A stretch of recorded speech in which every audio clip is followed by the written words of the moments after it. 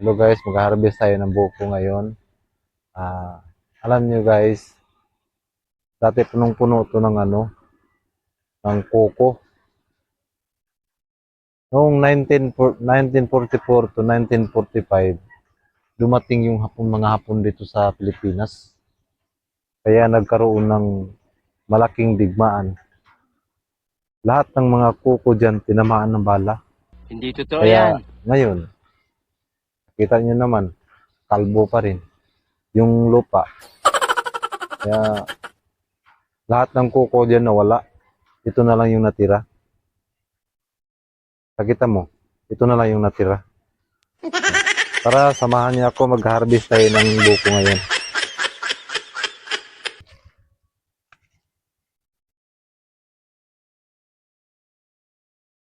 Medyo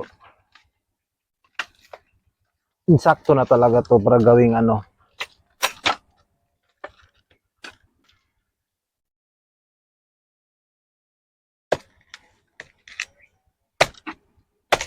Oh, oh. Medyo nahihirapan tayo kasi masyadong mababa. Kung gusto niyo magtanim ng coco, huwag kayo magtanim ng ganito guys. Hindi kayo makaakyat. Oh,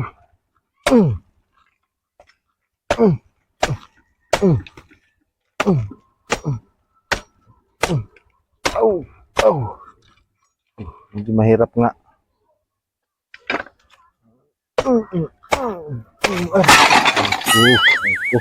Hindi pa nalaglag.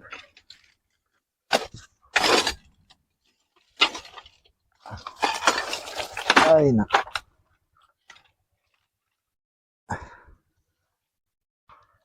Ay, tara na.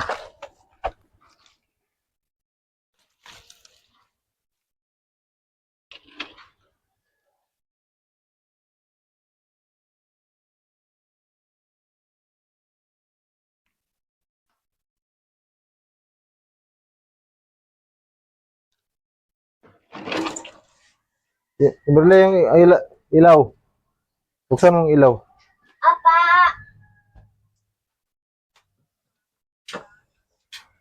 Oops.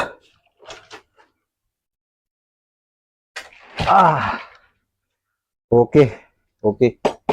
Oh, tama talaga ito, no?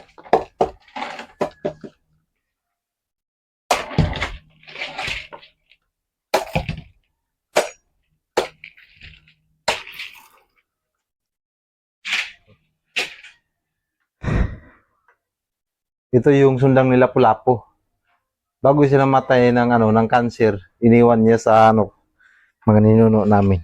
Hindi totoo yan.